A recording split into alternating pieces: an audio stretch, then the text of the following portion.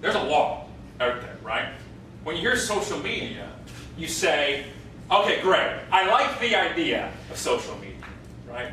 I like the thought of it, but there's too much. There's just so much out there, right? We have everything from, hey dude, how are you? That says danger global warming on it, by the way. He's freaking out, which is awesome. Top left corner is Reddit. It's a social bookmarking site. Top right is a WordPress logo for blogs. Obviously, we got Twitter, Facebook, MySpace, YouTube, just to name a few. You don't want to be too excessive, so I held it down to here. So how do you sort it out? This is the biggest problem, especially people who aren't uber geeks like myself, where there's an adoption, right? I know there's some geeks in here, my crew, right? My awesome, LOL. My crew's in here who understands it. There's a point to say, you've got to focus. If you guys here want to succeed in social media, and by the way, the word succeed is your own definition. Succeed means whatever you're trying to get out of it, and defining success is important. If you want to succeed in your business, whether that's a business that runs with other people, or you're the sole proprietor of that business, you're the solopreneur, which means you do everything all the time, 24 hours a day. Either way, it doesn't matter. If you want to succeed, especially for the person who has to do it themselves, and especially if you're bootstrapping, you got to run it in an efficient way as possible, you got to do what I call platform, okay? Which crazy dude over here is doing, by the way, with his soapbox. You've got to platform it. And what I mean by platforming is my background a decade ago or so. You know, you get old when you can refer to your work experience in decades. My decade, I used to manage music groups. I used to manage bands in Toronto, right down here. We did the Elma Combo, and Lee's Palace, and the Horseshoe. And I realized that all the bands wanted what? Well, don't say some stuff, but all the bands, you know, really wanted they wanted to play at the time Skydome. They wanted to play Air Canada Center, right? They wanted 40,000. But what bands didn't understand, and one club promoter told me very, very succinctly, he said, before you can play to 40,000, you got to play to 40. Right? Before you try to fill an arena, you got to fill a room. If you can't get 10 people to come to your show, you're not bringing 10,000. And it's a very, very smart thing to think about. It's very smart because I didn't say it. That you have to build a following. And if you try to do everything at once, you just disperse yourself. You spread yourself too thin. Who here has accounts on more than one of these sites? Hands up. Holy monkey nuts. Look at the people.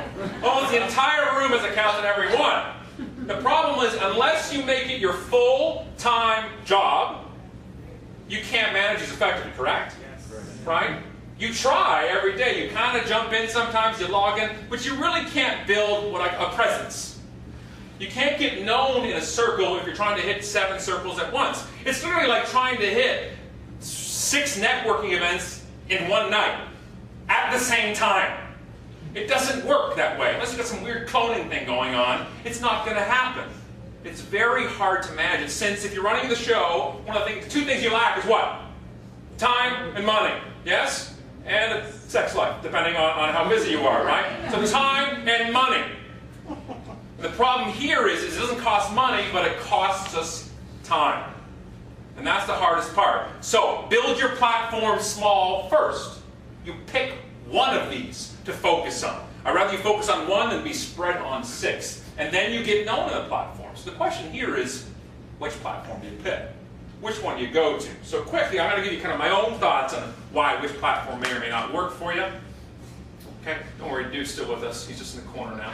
So MySpace, which still, by the way, has 200 million page views a month going through there. It is still active, although we've written it all off for the most part. MySpace, the pros for it. First, it was the first really huge main network that grew on huge momentum in the public.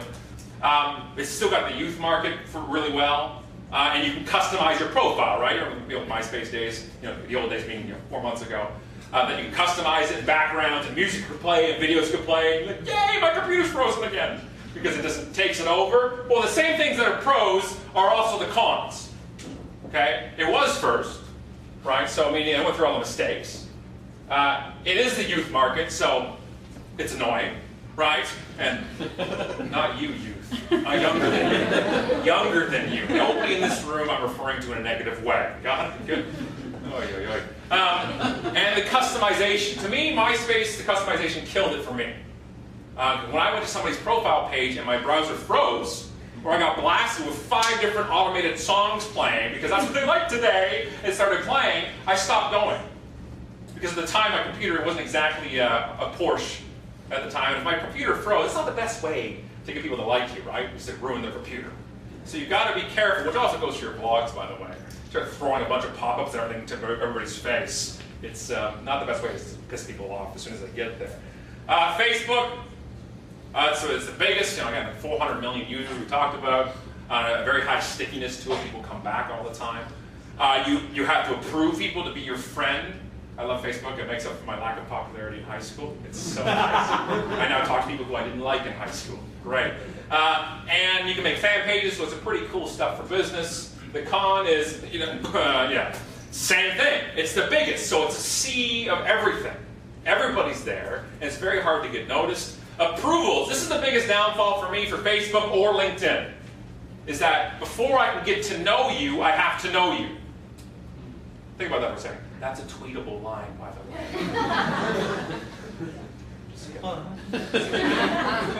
Overheard at event. That's the biggest downfall. This is why I don't advise a business, especially without a known brand. Okay, if you have a known brand, jumping up on Facebook and creating a fan page or a business page actually makes sense, because then you can get it out to your market and they can join it and build momentum. If you have an unknown brand, it is the hardest thing in the world to build on Facebook because it's closed door. I have to approve you. Like literally, it's a popularity contest. Will you accept me to be my friend? I don't really like you. Your photo's weird. You're doing this pose, so I'm gonna let it go. Ignore. Ignore. Right? Then you get all the crazy invites for the fan. I get I think 35 invites a day to join people's pages. Like friends of mine, be a fan. Really. I have to be your fan. I don't want to be your fan. Having to ask people to be your fan is already contradictory on its own level of things. So the fan page just kind of screws with people's perception of things. It's the approvals. It's the locked door that you have to unlock for work. And how do I know I want to be your friend until I get to know if you're creepy or not? How do I get to know if you're just boring or not? I don't know. I have to invite you over for dinner before I can get to know if I want to. I don't want to do that. That's awkward. So we don't want to do those things. So we go to YouTube.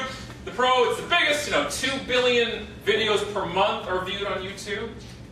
2 billion videos a month are viewed on YouTube right now. And it's free, so it's great. You can host it for you. It's great quality nowadays. You get the HD streaming.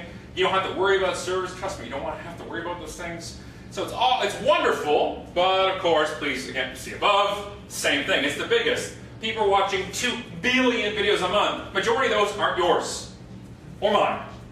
It's a sea of videos. People think YouTube is the success.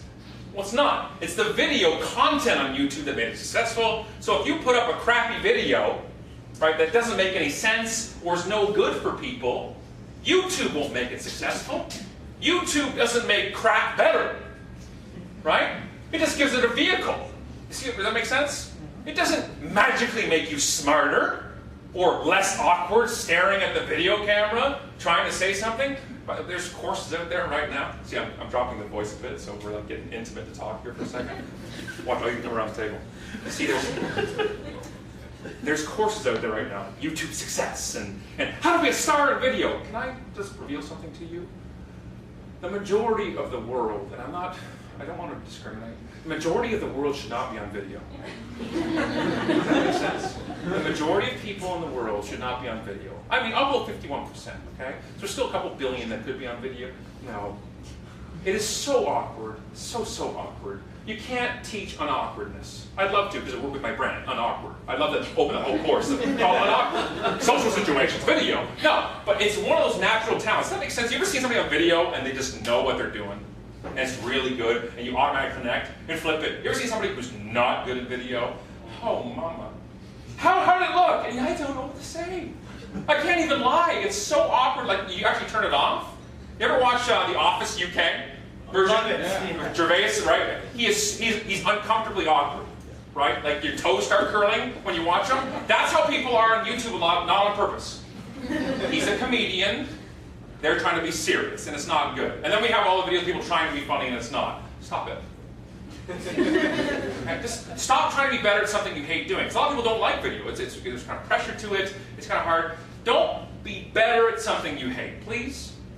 Just work on something you're already good at and great at and excel that. You don't have to do video. It's not